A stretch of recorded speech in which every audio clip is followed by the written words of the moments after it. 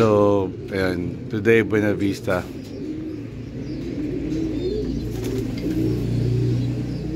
Then, meron akong ikakalak na ibon. Kaso nga lang, si Mavsi naglolo ko, no? Meron akong load. And then, lumalabas, hindi daw naka-register yung aking mobile number, hindi daw naka-link. And then, hindi ako makapag-login. Talagang minalas lang today. Sayang. Pag ganitong naglolo ko ang clocking system, nakakainis, no? Kung mag-e-effort yung ibon nyo umuwi and then yung clocking na gamit ay palpak at pa isa.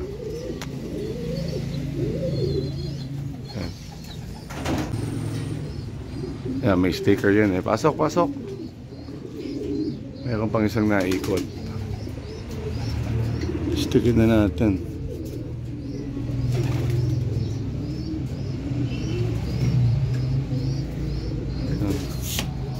Eto, sabay, dalawa. Napakalakas ng hangin. Dive. Ayun, nailang sa akin. So, always a good sign pag ganyan ang ibon nyo, no? Galing sa training toss, tas ganyan ang behavior. So, may dumapong ibon dito, hindi akin, no? Napansin ko yung mata niya, kanina pa mukhang swollen yung mata niya, namamaga, no? Nakakaawa naman. Kaya lang natin magpahinga dyan. Yun, no? Dive. Ito pa, dalawa. Ayun, no? Ang ganda. Sunod-sunod yung tatlo. Yan. Very good. All bird.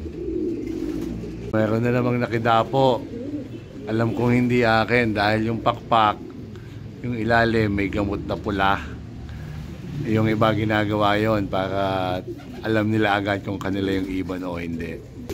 So yun nga, usual routine, either doon bababa ibon ko, meron diretsong bababa dito, and ayan, kung saan galing yan, dito, yan, sisan. So doon pa lang, no, kain time na yung ibon talaga. Yan. Ito ay Buena Vista.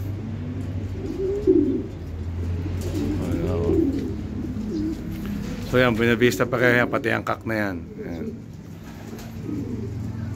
Yan, sana hanggang karera, ganyan ang kondisyon.